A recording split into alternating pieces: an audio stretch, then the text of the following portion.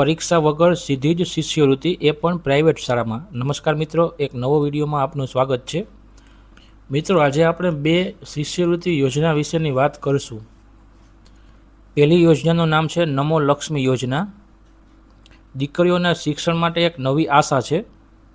આજે હું એક એવી યોજના વિશે વાત કરવા માગું છું જે આપણી દીકરીઓના ભવિષ્યને ઉજ્જવળ બનાવવા માટે ખૂબ જ મહત્ત્વપૂર્ણ છે, જેનું નામ છે નમો લક્ષ્મી યોજના.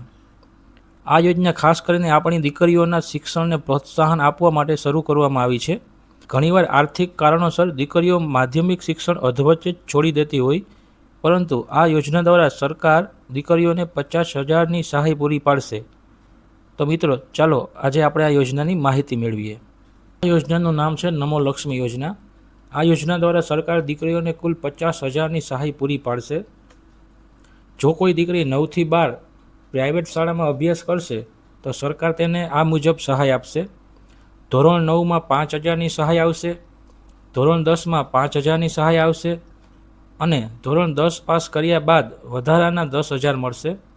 એટલે ધોરણ 9 અને ધોરણ 10માં 20,000ની સહાય આવશે, જ્યારે ધોરણ 11માં 7,500ની સહાય આવશે, ધોરણ 12માં 7,500ની સહાય આવશે અને જ્યારે બેન ધોરણ 12 પાસ કરશે ત્યારે 15,000ની સહાય આવશે. આમ કુલ 9 થી ધોરણ 12માં 50,000ની સરકાર સહાય આપે છે. આ યોજના પ્રાઇવેટ શાળામાં પણ લાગુ પડે છે. જો તમારી દીકરી ધોરણ 9માં જો પ્રાઇવેટ શાળામાં એડમિશન લીધું હોય તો આ યોજનાનું ફોર્મ જરૂર ભરજો, જે સ્કૂલ તરફથી જ ભરવામાં આવશે. આ રીતે કુલ 50,000 સીધા જ વિદ્યાર્થીનીના માતાના બેંક એકાઉન્ટમાં જમા થશે. એટલે આ ફોર્મ ભરવામાં માતાનું એકાઉન્ટ જોશે. મિત્રો, બીજી જે યોજના છે તેનું નામ છે નમો સરસ્વતી યોજના. આ યોજનાનો મુખ્ય ઉદ્દેશ વિદ્યાર્થીનીઓને વિજ્ઞાન ક્ષેત્રે આગળ વધવા માટે આર્થિક પ્રોત્સાહન આપવાનો છે.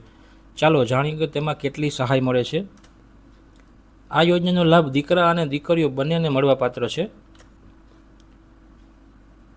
તો આમાં ધોરણ 11માં 10,000ની સહાય આપવામાં આવે છે અને ધોરણ 12માં 10,000ની સહાય આપવામાં આવે છે, એટલે ટોટલ 20,000. અને ધોરણ 12 પાસ કર્યા પછી વધારાના 5,000ની સહાય સીધી વિદ્યાર્થીના માતાના ખાતામાં જમા કરવામાં આવે છે. એટલે આમાં ટોટલ 25,000 શિષ્યવૃત્તિ મળશે. મિત્રો, તમને વિડીયો સારો લાગ્યો હોય તો વિડીયોને લાઇક કરજો, શેર કરજો અને મારા ચેનલને સબસ્ક્રાઈબ કરજો. આભાર મિત્રો.